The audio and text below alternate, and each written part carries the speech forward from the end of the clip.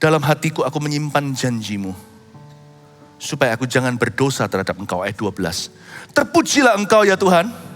Ajarkanlah ketetapan-ketetapanmu kepadaku. Saya ulangi lagi. Terpujilah engkau. Lupakan dulu kata terpujilah. Itu adalah actionnya. Lihat cara dia menyapa Tuhannya. Terpujilah engkau ya Tuhan. Saya percaya kita semua telah menjadikan Yesus Tuhan kita. Yang percaya yang setuju katakan amin. Lalu kalimat kedua itu continue. To be continue nih episode berikutnya. Ajarkanlah ketetapan-ketetapanmu kepadaku. Target daripada gereja kita juga. Yang dari Tuhan amanahnya bukan menciptakan pengikut. Bukan juga mencetak jemaat. Tadi siang saya kasih firman yang sangat manis namun keras. Bahwa banyak orang hanyalah masuk Kristen. Kalau yang dari agama lain. Tidak pernah masuk Kristus. Itulah sebabnya ada banyak troublemaker di dalam tubuh Kristus. Ada orang-orang tertentu yang bergereja hanya beribadah tapi tidak pernah tertanam sungguh-sungguh dalam hatinya. Target, saya ngomong begitu tadi itu dengan banyak resiko. Akan ada orang yang tersinggung di antara jemaat dan berkata, oh kalau gitu aku tidak pernah jadi jemaat beneran. Akan ada orang yang tidak pernah jadi jemaat beneran. Pasti ada. Ada orang yang tidak punya hati murid itu pasti ada. Dan waktu saya tadi bicara di ibadah sebelumnya dengan resiko mereka meninggalkan gereja kita. Setelah khotbah saya tadi. Tapi gak apa-apa. Karena Tuhan memanggil kita untuk berbuah, bukan rimbun pohonnya. Lebih baik punya buah itu a few. A few. Ya. Gak apa-apa. Sorry, punya buah a few. Salah ngomong. Lebih baik saya punya daun itu a few. Ya kan gundul-gundul gitu tapi buahnya montok-montok dan banyak dan penuh. Daripada kelihatannya rimbun seperti pohon beringin. Tapi buah satu pun tidak ada sampai Tuhan harus mengutuki pohon ara. Tidak bisa kita punya gereja yang kelihatan ribuan atau puluhan ribu orang. Tetapi tidak ada murid di dalamnya. God seeks disciples. Yesus berkata, jadikan seluruh bangsa murid-muridku. Jadi dari sini kita tahu bahwa gereja harus menantang jemaatnya untuk menjadi murid Tuhan. Caranya bagaimana? Saya ulang lagi ayat 12. Terpujilah engkau ya Tuhan. Ajarkanlah ketetapan-ketetapanmu kepadaku. Jangan berhenti sampai Yesus jadi juru selamat. Karena itu KKR tidak bisa menjawab semua kebutuhan rohani. Siapa mau terima Yesus angkat tangan, puji Tuhan, terima kasih. Nggak bisa berhenti di sana karena banyak orang. Terlalu banyak orang yang menjadikan Yesus juru selamatnya. Tapi dia berhenti sampai ayat 12a. Dia nggak lanjutkan sampai 12b. Ajari saya. Teach me. Orang kalau mau diajari itu orang mau berubah. Orang kalau mau diajari itu dia mau bertumbuh. Orang kalau dia mau diajari itu berarti dia mau menghasilkan buah. Kalau semuanya kita mau belajar masak nih. Ajar itu berarti dia mau menghasilkan hidangan. Jangan percaya kalau orang mengikut kita, itu hanya karena mengeluhkan, oh Tuhan, Tuhan. Karena Tuhan punya banyak pengikut seperti itu. Tapi Tuhan hanya serius di mereka yang berkata, ajari aku. Alias aku mau berguru, karena itu jadikan Yesus gurumu. Jarang kan kalau kita berdoa seperti para rasul, murid-murid Yesus kalau memanggil Tuhan itu gimana? Guru, guru, teacher, teacher. Saya gak ajarkan kita untuk aneh-aneh. Kalau kita selama ini kalau panggil Tuhan, Tuhan ya Tuhan. Hari-hari itu banyak pengajaran. Angin-angin pengajaran di luar sana itu penuh. Kira-kira semua mau diotak-atik. Yang mau diotak-atik adalah cara memanggil Tuhan. Itu sudah mulai marak dan ramai. Cuman kita aja terlindung. Seperti ada bubble di sini tidak bisa menembus. Karena di sini gereja kita imannya sehat, puji Tuhan. Saya gak ajarkan kita untuk aneh-aneh sama Tuhan. Tiba-tiba nanti siapa anak muda memanggil Koko Yesus. Nanti mencipta kontroversi ya gak perlu. Gak tentu salah sih. Tapi yang normal-normal saja. Namun demikian ya. Saya sekali-kali ya. Apalagi kalau saya mau baca Alkitab. Gak tahu Anda mau niru gak apa-apa. Anda gak pernah kan lihat saya begitu. Ini saya secara pribadi. Sebelum saya baca Alkitab. Setiap hari saya saat itu. Kadang-kadang saya panggil Tuhan begini. Guru. Ajari aku. Is it okay to call him guru? Oke gak manggil dia guru? Boleh. Yesus dipanggil begitu sama murid-muridnya. Teacher. Jarang kan kita address Tuhan. Bagaimana cara kita memanggil? Kadang-kadang kita harus tanya loh ya. Kalau saya ketemu sama satu orang, saya nggak yakin saya harus manggil dia gimana. Apalagi kok gelarnya banyak, profesor, doktor, apa segalanya. Saya panggil Pak, supaya saya nggak salah panggil nih. Saya harus panggilnya apa? Kalau pendeta, dalam bahasa Inggris kan ada macam-macam. Pastor, reverend, bedanya apa? Bukan referee yang prit. Kasih kartu merah, itu R-E-V. Itu reverend, bedanya apa? Kita harus tanya. Kadang-kadang kalau kita nggak pasti, malu bertanya sesat di jalan. Kadang-kadang saya tanya dulu, kalau dalam bahasa Chinese juga sama. Apalagi kalau orang-orang Toto, apalagi kalau orang-orang kebudayaan tertentu itu sangat sensitif dengan itu. Jadi saya berkata, kadang-kadang saya tanya begini dalam bahasa Chinese, Mandarin juga. Qingguan wo zhenme chenghu ni? Zhenme chenghu ning? Gimana seharusnya gimana, how should I address you? Should I address you as sir? Your honor? Bagaimana saya harus memanggil Pak, Pastor? Ya, jadi kayak begitu. Nah, sama. Saya memanggil Tuhan, Tuhan. Tapi ada waktunya, saya memanggil dia guru. Saya berkata, Tuhan, kau guruku. Guru, ajari aku. It's okay, praktekkan itu. You'll have a sweeter relationship with Jesus. Cuma jangan aneh-aneh ya nanti di depan orang. Oh guru, nah, gitu gak usah cari perhatian, gak usah caper. Nah, saya memanggil dia sebagai guru saya. Karena saya memang berniat berguru dengan dia. Saya nggak mau berguru soal teori, karena semua yang saya ajarkan itu dari praktek kehidupan. Saya nggak punya pesan lain untuk Anda, kecuali apa yang saya kenal. Jadi kalau hatiku memang saya nggak berhenti di 12A. 12A itu tahun 92. Yesus jadi Tuhan saya dan Juru Selamat saya, masuklah dalam hatiku. Tapi setelah itu saya berkata, ajarkanlah ketetapan-ketetapanmu padaku. Guru, I address him as teacher. 老师. Saya panggil dia sebagai guruku. Bergurulah sama Yesus Bapak Ibu. Tapi Pastor Philip, saya bisa berguru sama Yesus soal Alkitab saja. Jangan salah, Alkitab itu firman Allah. Berguru sama Yesus melalui firman-Nya tentang segala perkara. Bergurulah sama Yesus soal relationships. Orang kalau berguru itu nggak boleh, nggak mau terima masukan. Saya kalau contohnya nih, ada orang mau belajar kungfu, belajar masak, belajar skiing. Saya dulu pernah membuat satu kebodohan. Dasar anak muda kan, saya nggak kenal Tuhan, saya belum kenal Tuhan tuh, masih sok-sokan.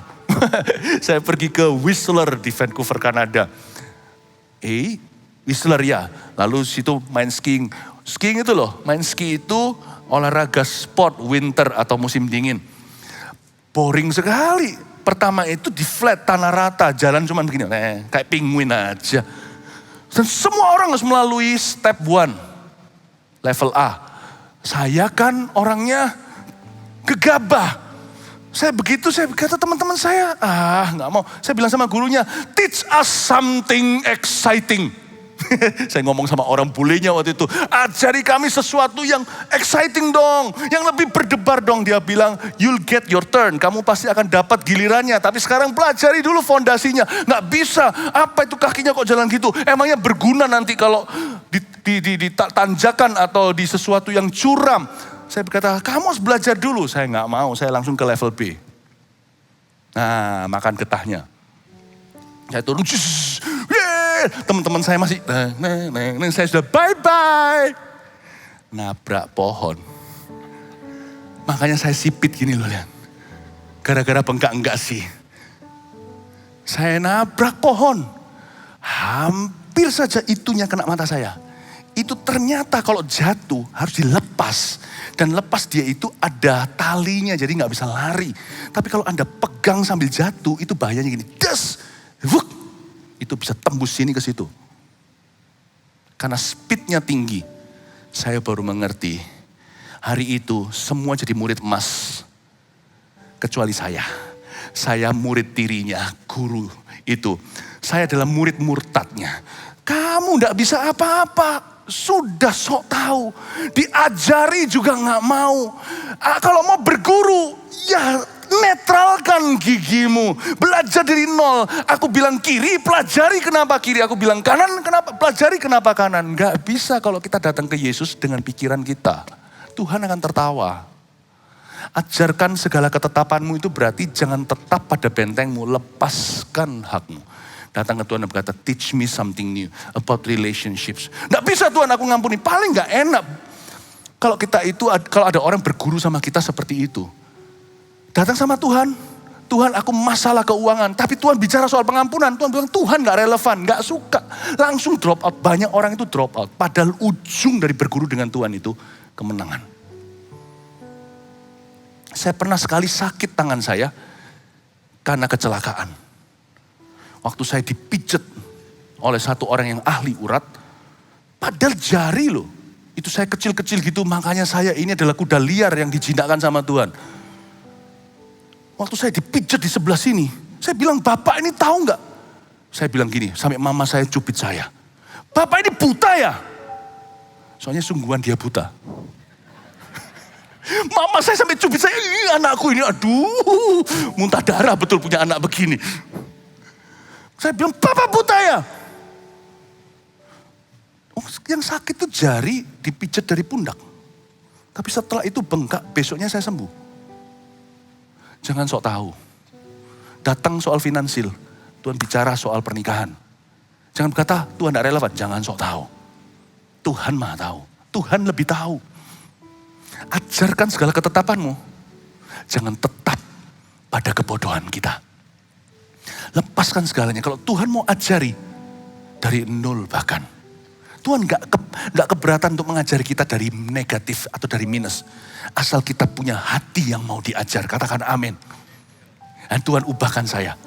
Philip yang bebal ini diubahkan tahun 1992. Hari ini saya percaya Tuhan juga mau mengajari kita semua. Ajarkan ketetapanmu. Jangan berhenti jadikan sampai pada titik jadikan Yesus sebagai juru selamat.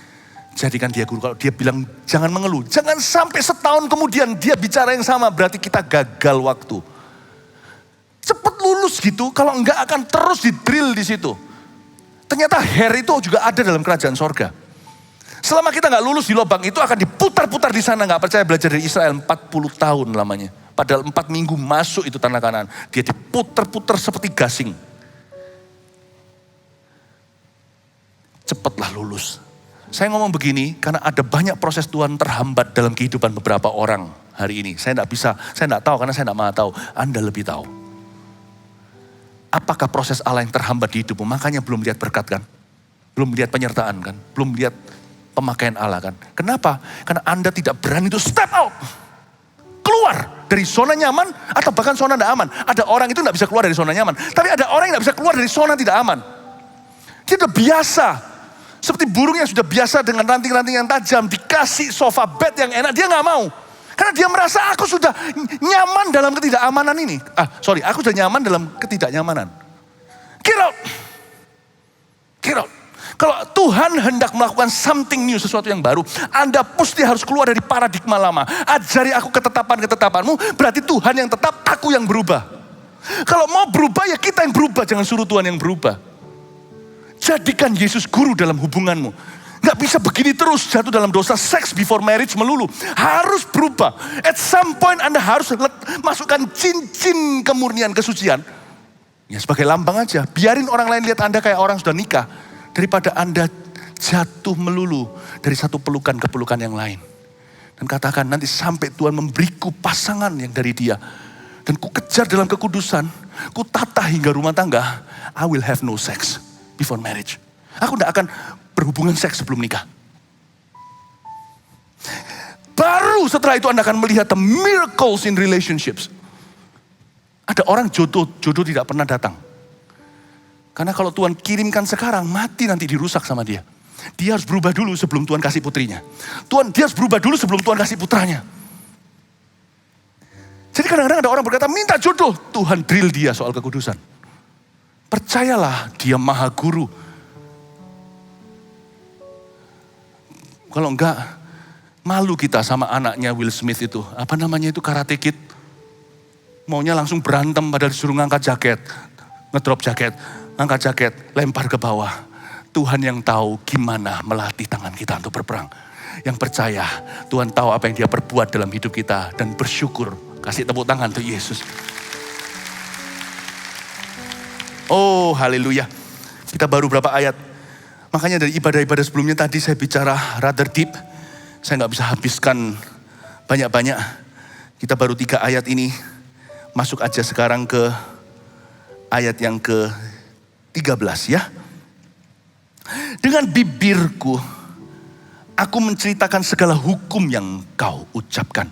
Atas petunjuk peringatan-peringatanmu aku bergembira seperti atas segala harta. Yes. 2 ayat aja lalu kita selesai. Dengan bibirku, saya ulang lagi, aku menceritakan segala hukum yang kau ucapkan. Dengan bibirku. Jadi bukan hanya firman tadi di-download, transfer dari buku ke hati. Maka perkataanmu telah kutaruh dalam hatiku dari buku ini.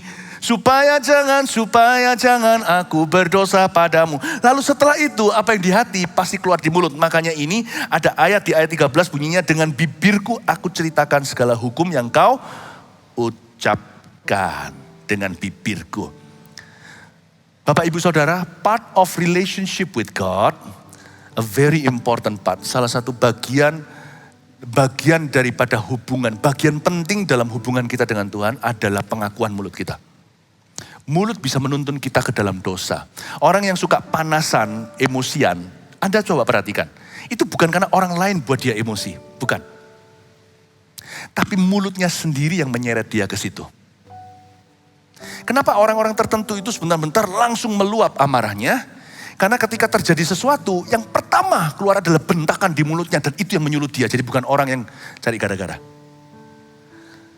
Kalimat pertama itu menentukan. Makanya hubungan kita dengan Tuhan tidak bisa lepas daripada lidah. Karena susah ngikut Tuhan. Kalau mulut kita zina. Coba gak percaya, susah jaga kekudusan kalau ngomongnya porno melulu sesama laki-laki contohnya. Susah. Lidah kita itu bisa menghalangi, lidah kita juga bisa menjerumuskan, dan lidah kita juga bisa mematahkan kubu setan. Bagian daripada hubungan kita dengan Tuhan adalah mulut. Kenapa? Adalah pengakuan mulut kita. Kenapa ada orang tertentu susah rendah hati? Karena pengakuannya diisi dengan boasting atau memegahkan diri. Anda pasti tahu dan pernah punya seorang teman yang tidak seberapa disukai sama yang lainnya karena ngomongnya besar. Mungkin sebagian ngomongnya besar memang sungguhan besar, tapi percuma ya kan buat orang lain iri saja. Emangnya semua orang kan cinta dia.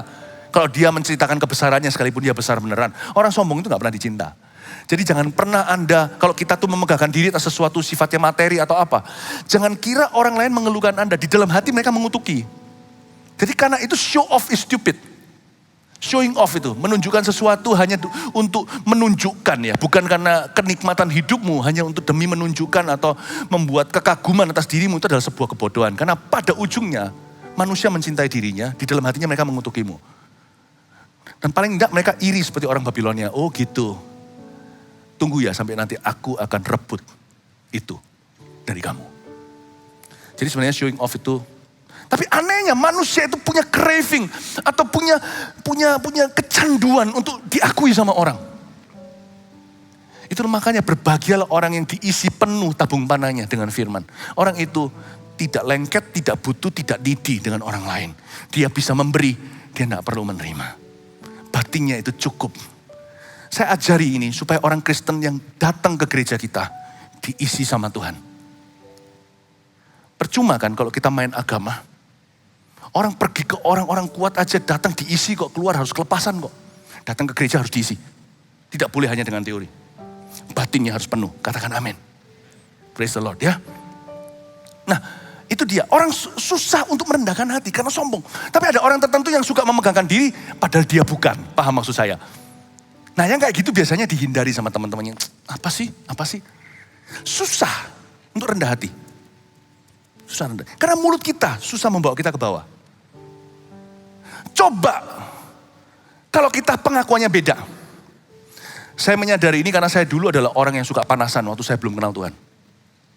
Ya, dulu ya kalau ada orang tantang saya atau gimana gitu ya, wah saya nggak pernah mundur dari itu. Saya nggak pernah menolak. Zaman dulu nih, cerita-cerita dulu. Tapi saya pelajari waktu saya mulai kenal Tuhan. Satu hal yang Tuhan ubah dulu adalah lidah. Waktu saya ada orang gimana itu saya bilang, enggak lah. Saya enggak seberani kamu. Bukan sarkas ya. Saya nggak sekuat itu. Nggak sekuat itu. Jadi itu otomatis membuat saya jadi loyo dosa. Kalau Anda bisa speak down, itu akan membuat berubah. Akhirnya yang berubah adalah dirimu sendiri. Karena itu bagian penting dan perlu sekali di dalam iman kita adalah pengakuan. Saya baca kembali ayat 13. Dengan bibirku aku menceritakan segala hukum yang kau ucapkan. Bibir pemazmur ini suka menceritakan hukum yang Tuhan ucapkan. Make Jesus and the word, jadikan Yesus dan firman-Nya pengakuan mulut Anda dan perbincangan Anda dengan teman. Masa bisa Pastor Philip susah ngomong firman. Ngomong firman kan tidak sama dengan quote firman. Quote firman itu gini loh. Kejadian pasal 1 ayat berapa? Yohanes 3 ayat 16. Karena begitu besar kasih Allah pada dunia, Ia yang memberikan anaknya tunggal supaya barang siapa percaya tidak binasa melainkan beroleh hidup kekal. Ya kan saya bukan pendeta bisa mencetuskan ayat demikian cepat. Enggak. Perbincangan kita itu di dalam firman. Jangan mau keluar dari situ. Ingatlah itu adalah hubunganmu dengan Kristus. Sekalipun lawan bicara Anda bukan orang mengenakan atau orang yang takut akan Tuhan, nggak apa-apa. Anda yang harus bawa masuk mereka dalam perbincanganmu. Kemarin mobil saya ditabrak. Lucunya, yang nabrak yang marah. Zaman ini memang gagah perkasa. Yang minjem uang yang marah. Kalau diminta kembali ya kan. Ditabrak.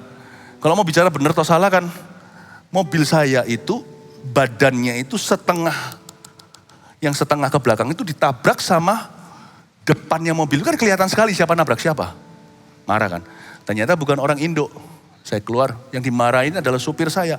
Karena supir saya yang setir sih. Menurut saya juga ada salahnya lah, setiap orang pasti ada salahnya. Marah-marah, supir saya itu saya bilang, nggak apa-apa. Dia marah-marah, keluar dari mobil.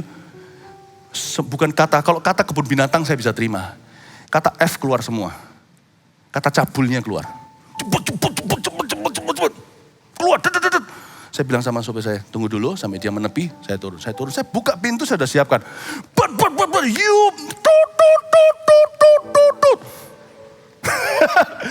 Ya saya tutup pintu, saya bilang, hi, my name is Philip. Saya bilang sama dia, ya. Saya tidak berkata, I'm a pastor atau apa, jangan cari perkara.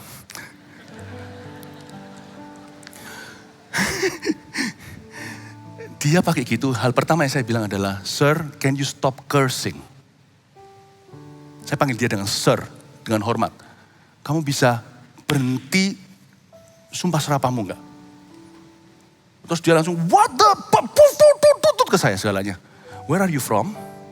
Dia dari satu negara, saya bilang, saya pernah ke negaramu. Terus dia langsung marah. Apa hubungannya dengan semua ini? What the semuanya. Saya ngomong kedua kali, can you stop cursing? Karena saya tidak bisa bicara dengan anjing menggonggong. Paham maksud saya? Dan waktu dia bicara gitu, saya harus membawa dia dalam bubble saya, bukan saya dalam bubble-nya. Sebab kalau saya masuk dalam bubble-nya, dia binasa, saya akan binasa. Kalau dia masuk di bubble saya, tidak tentu dia diselamatkan, tapi saya diselamatkan. Beda kan? Ini bukan waktunya untuk penginjilan. Makanya waktu terjadi begitu, saya langsung ngomong, can you stop cursing? Gak mempan nih, yang ketiga. Tuhan kasih hikmat saya. Let's be civilized about this. Mari kita beradab sedikit. Dia jadi malu. Kok sekarang orang timur, yang nenek moyangnya pakai koteka, kok bicara soal peradaban. Nah, dia langsung bilang, okay, let's be civilized. Saya bilang, ini gini. Lalu dia ngomong lagi sama saya, selesai. Dia masih marah-marah. Saya bicara sama dia, ini gini ya, kita dealnya begini. Terus saya bilang, hey, dia tetap pertama gak percaya, tapi saya bisa memenangkan kepercayaannya. Saya bilang, I give you a tips ya, saya kasih kamu satu tips. Kamu masih baru di Indonesia. Kamu jangan bawa sifat seperti itunya ke kebudayaan ini, gak mempan, gak cocok. Pokoknya gua benar, pokoknya peraturannya begini. Kamu harus tahu, kamu nyetir kanan atau kiri, sepeda motor bisa nyelonong ke situ. Kamu tidak bisa berkata, aku sudah berada di sisi yang benar. Kalau kamu nabrak, kamu dihajar sekampung. Saya bilang sama dia, kamu harus hati-hati, a little bit tips of advice. Saya menghargai orang-orang dari negaramu. Dan kamu adalah seorang pendatang. Saya belajar untuk membawa Kristus dalam pembicaraan saya. Dengan orang yang bahkan kesannya kurang diajar. Saya tidak mau pakai kurang apa itu tadi. Yang kurang diajar. Terus waktu itu saya mau pergi kan, cuman tuker nomor telepon, bukan telepon dengan saya, tapi tuker SIM dengan supir saya. Sebelum pergi dia tahan saya, kok enak kamu pergi? Saya bilang, sir, bukan aku yang takut kamu pergi. Bukan kamu yang takut aku pergi. Aku yang harusnya takut kamu pergi. Saya bilang sama dia, kalau kamu pergi, lihat kerusakannya, siapa lebih rusak. Dan terpaksa saya sekali memegahkan diri. Mobilku jauh lebih mahal dari mobilmu. Terus dia bilang, oh iya. Bahasa gitu ngerti nih orang dunia. Terus saya bilang sama dia, next time, untungnya kamu nabrak aku. Kalau kamu nggak nabrak aku, mungkin kamu nabrak dengan orang yang nekat. Urusannya enggak seperti ini. Saya bilang, untung kamu nabrak seseorang yang masih nice sama aku. Lalu dia berkata, no one is nice, but I am nice. Saya bilang sama dia. Ya. Dan saya bilang sama dia, jangan takut. Saya yang harus sue kamu, saya harus nuntut kamu mestinya. It's okay, kamu pergi. Terus saya berkata, I hope I'll meet you next time in a different context. Semoga dia nyalakan TV suatu hari. Pemirsa Before 30.